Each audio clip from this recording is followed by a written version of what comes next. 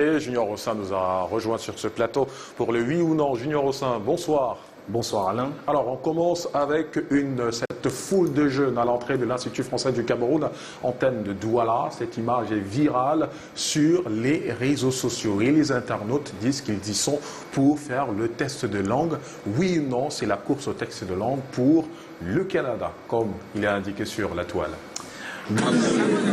Justement, comme vous le voyez en image, ces jeunes Camerounais sont en rang serré, comme vous le voyez en image, pour passer justement le test de langue française pour le Canada. Il faut dire que l'Institut français du Cameroun n'est pas une agence d'immigration canadienne, mais a tout de même compétence pour évaluer le niveau de langue française chez les personnes qui désirent justement se rendre au Canada. Et il y a d'autres vidéos en circulation sur la toile ces dernières heures qui montrent un gendarme collectant de l'argent aux usagers de la route. Oui ou non, la scène se passe au Cameroun? Eh bien non. Cette scène de collecte d'argent par un homme en tenue de la gendarmerie ne se passe pas au Cameroun, mais plutôt au Gabon. Nous avons étudié les différentes vidéos et images qui sont sur les réseaux sociaux. Eh bien, il ressort que cette scène se passe au Gabon de par le timbre vocal des acteurs mis en scène, le modèle de la tenue, comme vous pouvez le voir. Eh bien, il y a la vidéo, donc Colin peut jouer la vidéo pour que les uns puissent voir, et les différentes immatriculations des véhicules interpellés.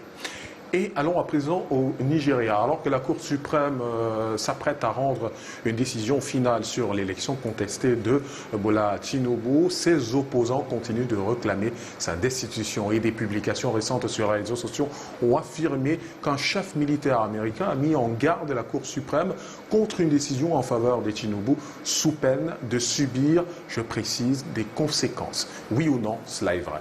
Eh bien non, cela n'est pas vrai. Nos recherches nous ont conduit justement sur le site AFP Fact Check qui confirme que la personne en question est un chercheur et écrivain australien et non un militaire américain, et que les publications sur les réseaux sociaux ont dénaturé tout simplement l'opinion politique de cet Australien en présentant ses propos comme la position officielle des États-Unis sur les élections au Nigeria. Et on termine avec la question de Cyril, un internaute.